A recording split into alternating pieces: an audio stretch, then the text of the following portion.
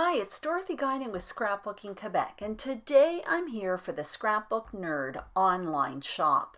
I'm going to show you how to create this layout. I'll give step-by-step instructions and I'll list measurements for photos and page parts on the screen. But I'm also going to share with you a few shortcuts I like to use, especially in the summer when I have less time to scrapbook. The first shortcut I like to use is create with collections. Everything is easier, everything coordinates, so there's less time searching for material that works together and less time second guessing.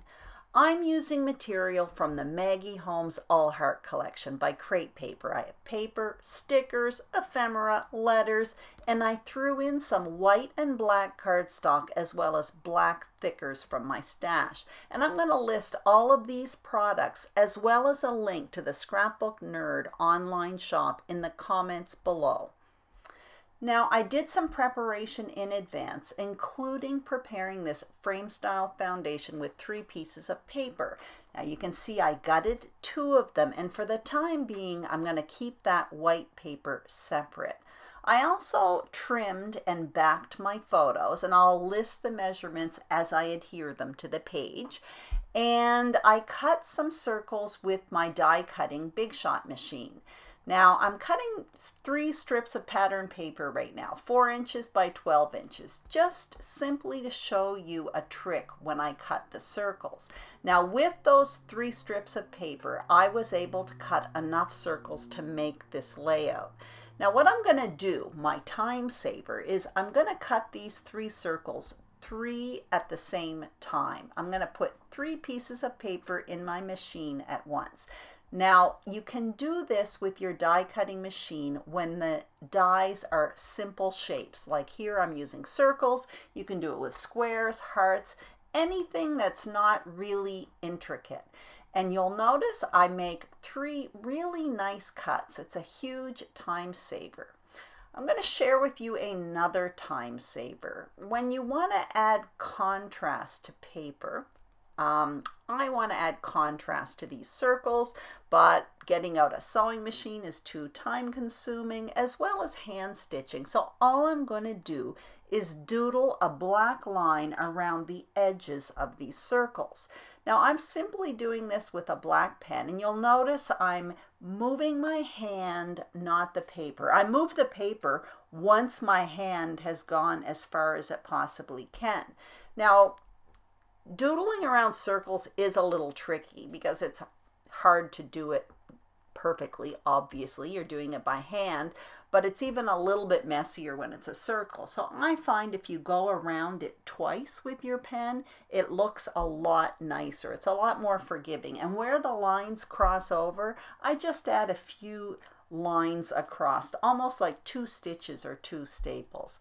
Now I'm going to prepare the foundation page, and I'm going to place the largest circles on a diagonal starting at the top left towards the bottom right.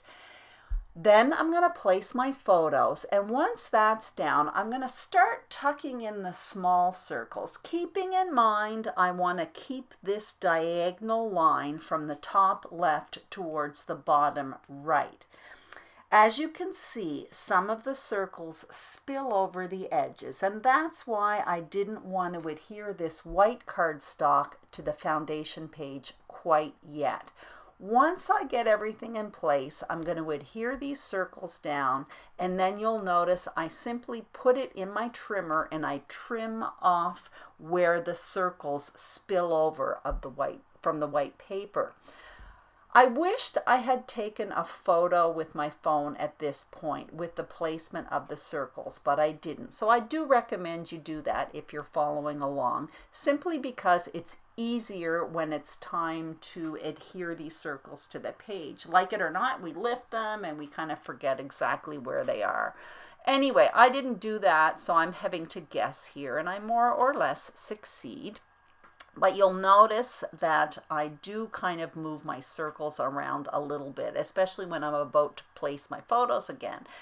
The adhesive I'm using permits me to do that. I will list the adhesive I'm using in the comments below as well. That is available at the Scrapbook Nerd online shop also. So I'm going to place the photos. I'm not going to adhere the photos at this point because I'm going to want to add a title as well as decorations. So as you can see, I placed my title on wax paper, which permits me to play around with placement a bit. And I also get out my ephemera as well as my stickers. So what I'm going to do is establish 3 spots where I create embellishment clusters. One around the title, one at the bottom right, and one on the left side of the photo that's towards the bottom of the page. I'm going to keep these embellishment clusters quite subtle because the paper is very overwhelming. It's beautiful, but it's very overwhelming. So I don't want the clusters, the embellishment clusters, to compete with the paper, but they will be there. So what I did was I took 3 larger pieces of ephemera, put them in the 3 spots to establish where I will be decorating, and then I added smaller pieces. Now you're going to notice that I pimped up some of the pieces. The tag that is above the photo on the right around the title cluster, I added a reinforcer to that tag. So I used a hole punch, a circle punch, and I just adhered it to the hole of the tag. And you're going to also notice some of the other pieces I'm using. I kind of pimped up the ephemera a bit. For example, there's a metallic kind of a silver heart, circle heart, that I put above the title. If you look at that, there are actually 2 pieces of ephemera, and I adhered them together with some foam adhesive. The cardstock sticker, the camera towards the bottom, I adhered that with foam adhesive. And the flower that is on the left hand cluster, there's a circle behind that. I often do that with ephemera. These ephemera packs come with usually 40 to 60 pieces, so I find them a lot nicer when I adhere a few of them together. You're also going to notice that underneath my photo on the right, there is lined paper. There happens to be lined paper in this collection, so that is where I will be putting my journaling. You can also do the journaling elsewhere. I've often made this design where I put the journaling in the bottom left-hand corner, kind of kitty corner to where the title is. You'll also notice I just popped up that photo on the bottom left. I often do that as well when I have a kind of a big clustery page. I find it helps to pop up 1 or 2 of the photos. Now what I'm going to do is I'm going to add the date to the top left-hand corner of the page. And this is a new roller stamp I got. I got this at the Scrapbook Nerd as well. It's by One Canoe 2. It's the Saturday Afternoon collection. And let me tell you, that roller stamp is fantastic. It goes from 2014 to 2025. It works really, really well.